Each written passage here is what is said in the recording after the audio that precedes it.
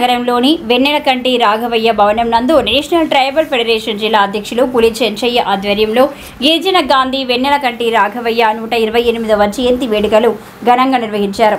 ఈ సందర్భంగా ఆయన విగ్రహానికి పూలమాలలతో ఘన నివాళులర్పించారు.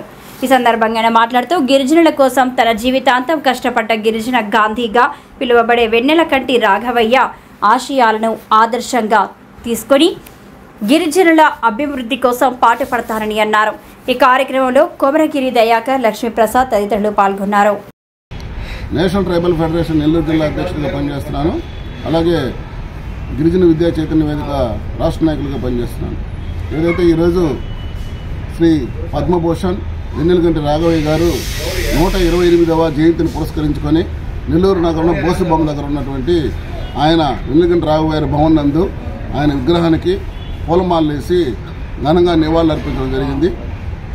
శ్రీ వెన్నెలకంటి రాఘవయ్య గారి గురించి ప్రత్యేకంగా చెప్పాల్సిన అవసరం లేదు. ఎందుకంటే ఆయన తన జీవితంలో చివరి ఊపిరి ఉన్నంత వరకు గిరిజనులకు, ఆదివాసులకు, ఎవరైతే ట్రైబ్స్గా చెప్పడుతున్నారో వాళ్ళందరి కోసం కష్టపడి తన జీవితాన్ని అర్పించినటువంటి మహనీయుడు.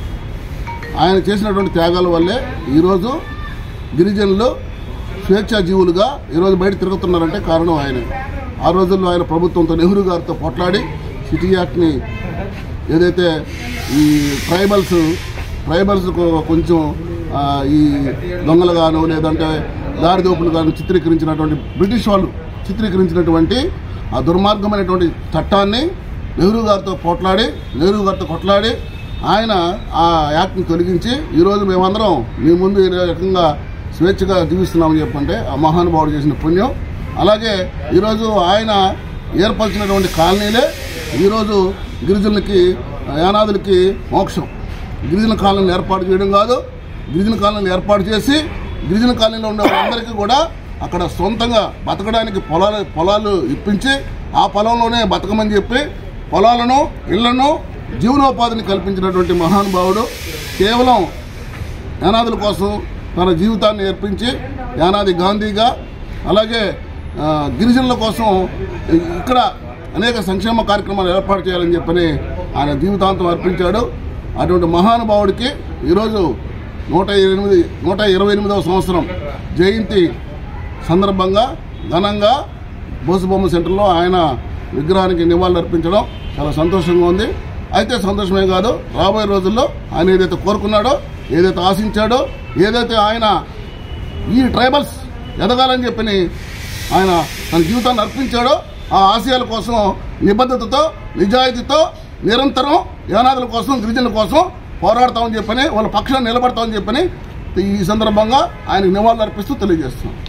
నా పేరు Komaragiri Dayakar, national tribal federation జిల్లా ప్రధాన కార్యదర్శిగా పనిచేస్తూ ఉన్నాను.